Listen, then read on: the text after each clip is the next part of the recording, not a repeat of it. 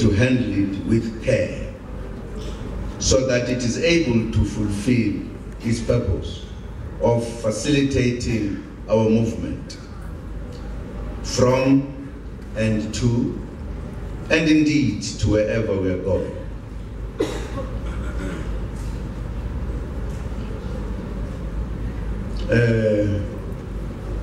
I want to underline this matter of banning of trains because it causes problems. There may be few individuals who are angry, but as they ban the trains, they don't know how they will travel tomorrow. They might lose jobs. They might make other people lose jobs. So please, let us handle these. They're wonderful trains. Smooth, comfortable, with all the security features I was shown by people who know it better.